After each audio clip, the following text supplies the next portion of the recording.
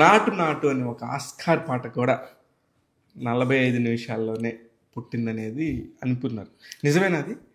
నాటు నాటు పాట జనవరి 17 రోజు కీరవాణి గారు రమ్మన్నారు. జనవరి 16కు ఫోన్ చేశారు, రేపు వస్తారంటే వస్తాను. జనవరి 17 వెళ్ళాను. 17 వెళ్ళి కూర్చున్నాను. ఎక్కడ అల్యూమినియం ఫ్యాక్టరీలో వాళ్ళ ఆఫీసు. కీరవాణి గారు అక్కడ, నేను ఇక్కడ, ఎదురుగా మన రాజమౌళి గారు, ఆ మూలకి శ్రీవల్లి గారు కూర్చున్నారు. ఆవిడ ఎగ్జిక్యూటివ్ ప్రొడ్యూసర్, ఆన్లైన్ ప్రొడ్యూసర్ అనుకుంటే అక్కడ కూర్చున్నారు. సందర్భం చెప్పారు. చెప్తూ ఏమన్నారంటే రామ్ భీమ్లో వాళ్ళ నేపథ్యం చెప్పి వాళ్ళిద్దరు ఒక పాపను కాపాడడం కోసం వెళ్తున్నారు ఢిల్లీ, అది నేపథ్యం. వాళ్ళు ఒక సందర్భంలో ఒక పార్టీకి వెళ్తారు. ఆ పార్టీలో వేరే వాళ్ళ తెల్లవాళ్ళు ఉంటారు, మనల్ని కొంచెం హేళన చేస్తారు. అయినా కూడా తట్టుకొని వాళ్ళకు మన ఆట ద్వారా వాళ్ళకి సమాధానం చెప్పాలి, వాళ్ళ నోళ్ళు మోయించే కార్యక్రమం. అయితే పాట ఇది పాట మీరు అంటే ఒక రకంగా చెప్పాలంటే ఇద్దరు హీరోలు కలిసి ఆడడం, ఇద్దరు అద్భుతంగా ఆడేవాళ్ళు, ఇద్దరు హీరోలు కలిసి ఆడుతున్నారు మొదటిసారి తెర మీద. ఇద్దరు అద్భుతంగా ఆడే నృత్య ప్రతిభ కలిగిన వాళ్ళు ఇద్దరు ఒకేసారి ఆడుతున్నారు. ఎంత బాగా ఉంటుందో ఆలోచించండి, ఊహించండి. ఆ నేపథ్యంలో మీరు వాళ్ళకు పాట రాయాలనగానే చాలా చాలా అసలు ఒకలాంటి ఆనందం కలిగింది. కాకపోతే ఏం రాయాలో చెప్పలేదు ఆయన, ఏం రాయకూడదో చెప్పారు. ఏం రాయకూడదు ఏం చెప్పారు? ఏం రాయకూడదు అంటే ఎంత ముందు చూపు ఉంటే ఆ మాట చెప్పాలి. నాకు ఇప్పుడు అనిపిస్తుంటుంది, అప్పుడు ఆ మాట ఎందుకు చెప్పారని ఇప్పుడు అనిపిస్తుంటుంది. అందుకోసం చెప్పారా రాజమౌళి గారు? ఏమన్నారంటే, ఎదురుగా చాలామంది తెల్లోళ్ళు ఉన్నారు, వేరే వాళ్ళు ఉన్నారు, వేరే దేశీయులు ఉన్నారు, విదేశీయులు ఉన్నారు. ఎవరిని కూడా అవహేళన చెయ్యకూడదు, ఎవరిని కూడా కించపరచకూడదు, ఎవరిని కూడా వెక్కిరించకూడదు, దూషించకూడదు, దుర్భాషలాడకూడదు. మన గొప్పతనం మనం చెప్పాలి, అంతవరకే అని చెప్పాడు. వస్తాం, మిమ్మల్ని చేస్తాం, నోరు మూయిస్తాం, మిమ్మల్ని మీ తరిమేస్తాం, కుక్కల్లా రాదిరా, మిమ్మల్ని ఎంతకాలం రా మీ ఆగడాలు, మీ భరతం పడతాం, మీకు చూపిస్తాం, ఇట్లాంటివి ఏం చెప్పొద్దు, ప్రగల్భాలు పలకొద్దు, మన గొప్పతనం మనం చెప్పాలి, అంతే అన్నారు. అమ్మ బాబోయ్ బాగానే పెట్టాడు కదా అనుకుని వచ్చాను. వచ్చి 17వ తేదీ వచ్చాను. వస్తూ కారు నేనే డ్రైవ్ చేసుకుంటూ వస్తూ ఫిలిం నగర్ అక్కడికి దైవ సన్నిధానం వరకు వచ్చేసరికి మనసులో ఒక మాట మెదిలింది. అయితే ఆయన ఏం చెప్పారంటే పాట ఉండాలి, పాట ఉంటూనే దాని వెనకాల ఒక హుక్ లైన్ నాకు ఉండాలి. హుక్ లైన్లో ఇద్దరు డ్యాన్స్ చేస్తుంటారు, ఆ హుక్ లైన్ మీదే చివరికి ఇద్దరు అలా డ్యాన్స్ చేస్తూ ఒకరు గెలుస్తారు, ఒకరిని గెలిపిస్తారు అని చెప్పారు. అయితే ఆ హుక్ లైన్లో ఒక పదం ఉండాలి అని చెప్పారు. ఏంట్రా బాబు ఏంట్రా, ఎలా చేద్దాం. ఇద్దరు పల్లెటూరు నేపథ్యంలో వచ్చారు, పైగా నేటి భాష కాదు అది, ఆనాటి అలనాటి భాష. అయితే ఇద్దరు పల్లెటూరు నుంచి వచ్చారు. ఆ హుక్ లైన్ ఏంటి, ఆ పదం ఏంటి, ఏం పెట్టాలి, ఆ కొక్కెం ఎలా తగిలించాలి, ఆలోచిస్తూ దైవ సన్నిధానం వరకు వచ్చేసరికి ఒక మాట తగిలింది, స్ఫురించింది.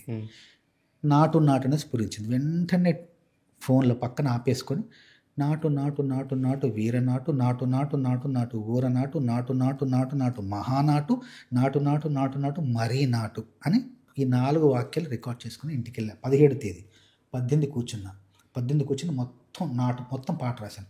19 ఒకసారి చూసుకుని ఇంకొక పల్లవి రాశాను, వేరే రాశాను, వేరే 2 రాశాను. మొత్తం 18, 19 రాసి 20వ తేదీ వెళ్ళి వచ్చారా అన్న, వచ్చాను సార్, రాశాను. ముందు ఇంకోటి వినిపించాను, సంబంధం లేదు, కొంచెం ఇంకేమైనా ఉందా అన్నారు. ఇంకొంది సార్ అన్న, ఇంకోటి వినిపించా. అది ఎటో వెళ్తుంది బండి, కొంచెం ఇద్దరు మొహాల్లోనూ ఒకలాగా ఏంటి మనోడు ఏంటి ఇలా వచ్చాడు, ఇంకేమైనా ఉందా అంటే ఇంకొకటి ఉంది సార్ అన్న. సరే అది చెప్పండి అన్నారు. పొలంగట్టు దుమ్ములోన పోట్ల గిత్త దూకినట్టు, పోలేరమ్మ జాతరలో పోతరాజు ఊగినట్టు, కిర్రు సెప్పులేసుకొని కర్ర సాము చేసినట్టు, మర్రి చెట్టు నీడలోన కుర్ర గుంపు గూడినట్టు, ఎర్ర జొన్న రొట్టెలోన మిరప తొక్కు కలిపినట్టు, నా పాట చూడు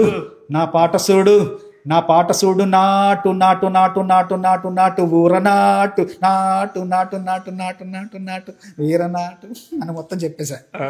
అంటే నేను వేరే ఒక బాణిలో పాడాను అనుకో, అనగానే మొత్తం ఇంకో చరణం కూడా పాడాను అలాగే. రాజమౌళి గారు ఒకసారి ఆ పేపర్ ఇవ్వండి అన్నాడు. పేపర్ ఇచ్చా. ఇదేదో పని అయ్యేలాగుంది అనుకున్నా. చూసి పెద్ద నాయి చూడండి అని కీరవాణి గారికి ఇచ్చారు. కీరవాణి గారు చూశారు. బోస్ గారు దీని మీద మనం కూర్చున్నాం, దీని మీద నేను కంపోజ్ చేస్తాను, మీకు టచ్లో ఉంటాం, మీరు వెళ్ళండి అన్నాడు. అమ్మాయి అనుకుని వచ్చాను. మొత్తం ఇప్పుడు సినిమాలో ఉన్న 90% అదే ఆ రోజు 45 నిమిషాలు రాసిందే ఇది. తరువాత పాట వాళ్ళు కీరవాణి గారు కంపోజ్ చేయడం మొదలెట్టి సంవత్సరం మీద 7 నెలలు, అబ్బా 19 నెలలు పట్టింది. 19 నెలలు కంపోజ్ చేస్తూనే ఉన్నారు, రకరకాలుగా మారుస్తున్నారు. మధ్యలో పాండమిక్ వచ్చింది, మళ్ళీ తర్వాత ఇలా వద్దు అలా వద్దు ఇలా రకరకాలుగా వాళ్ళ ఆలోచనలు మారిన కొద్దీ పాట మారుస్తున్నారు. కానీ ఈ 2 చరణాలు మాత్రం మార్చలేదు. వెనకొచ్చే తోకలు చిన్న మారుస్తున్నారు. చిట్ట చివరికి పాట పూర్తయింది. ఉక్రెయిన్ షూటింగ్ వెళ్ళిపోయారు, ప్రెసిడెన్షియల్ బిల్డింగ్ ముందు షూటింగ్. నేను పుష్ప 1కి వెళ్ళిపోయాను. నేను సుక్కుబయ్య దేవి గారు చెన్నైలో కూర్చున్నాం. పాట షూటింగ్ అవుతోంది. ఏదో విచిత్రమైన నెంబర్ నుంచి కాల్ వచ్చింది. విచిత్రమైన నెంబర్, అమ్మ ఇది మనం ఎత్తాల్సిందని చెప్పి ఎత్తా. ఇదేదో మనం దీన్ని మిస్ చేసుకోకూడదు కాలని చెప్పి ఎత్తా.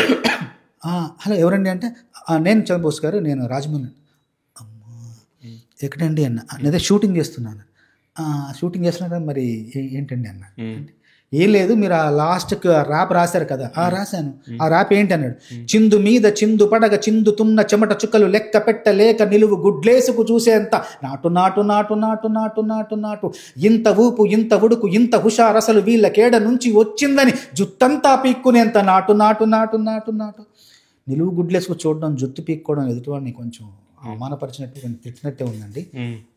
అది కాదు కదా మనం అనుకున్నది అన్నాడు. అంటే నాటుకు నిర్వచనం చెప్పండి సార్ అన్నారు. నాటు కాదు, నా హార్ట్ బీట్ పెరుగుతుంది. ఇప్పుడు ఏంటి, ఇక్కడ సుక్కబయ్య దేవి గారు ఉన్నారు, వీళ్ళ కంపోజింగ్కి వచ్చాను, అక్కడ నుంచి మార్చమంటున్నారు అని చెప్పేసి నేను సరే అండి, తప్పదు కదా, తను చేయాల్సింది అక్కడ షూటింగ్. నేను వెంటనే సుకుమార్ గారిని అడిగాను, ఒక్క పావు గంట నాకు టైం ఇవ్వండి. దేవి గారిని అడిగి దేవి గారి దగ్గర ప్యాడు పెన్ను తీసుకొని దేవి గారి పర్సనల్ రూమ్లోకి వెళ్ళి కలిపేసుకున్నా. ఏం చేయాలి ఆలోచిస్తుంటే గబుక్కన అదే బాణీకి మళ్ళీ భూమి దద్దరిల్లేలా ఒంటిలోని రగతమంత రంకెలేసి ఎగిరేలా ఈసేరో యకాయకి నాటు నాటు నాటు నాటు దుమ్ము దులిపేలా ఒంటిలోని పాణమంత దుముకులాడేలా దూకేరో సరాసరి నాటు నాటు నాటు అంటూ 10 నిమిషాల్లో వచ్చేసింది. గబగబా రాసేసి వెంటనే కీరవాణి గారికి రాజమౌళి ఇద్దరికి ఫోన్ చేసి కాన్ఫరెన్స్లో ఇద్దరిని పెట్టి మాట్లాడి చెప్పి ఇద్దరు బాగుందనగానే అది రాసి పంపించమని కీరవాణి గారు వెంటనే రాసి కీరవాణి గారికి పంపించేశాను.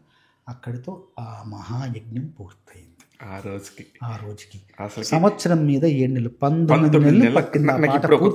నాకు ఇప్పుడు ఒక క్వశ్చన్ ఉంది. 19 నెలల తర్వాత వచ్చిన ఒక ఫోను టక్మని అటెండ్ చేసి మళ్ళీ 10 నిమిషాల్లో ఇప్పుడు ఇంకో దగ్గర ఉన్నారు, ఇంకో పులి దగ్గర ఉన్నారు, ఇక్కడ ఇందులో ఉన్నారు, ఇందులో అసలుకి ఆ పుష్ప అనే ఒక మానియాలో ఉన్నారు. వాళ్ళు కూడా మహారాక్షసులు, పని రాక్షసులు. ఒక పక్క సుకుమార్ గారు కానీ దేవశ్రీ ప్రసాద్ గారు కానీ వాళ్ళతో మీకు ఎంతో అనుబంధం ఉండి అయినా పర్మిషన్ ఇచ్చారు. ఇచ్చినప్పుడు 19 నెలల తర్వాత ఎలా దాన్ని జ్ఞప్తికి తెచ్చుకున్నారు?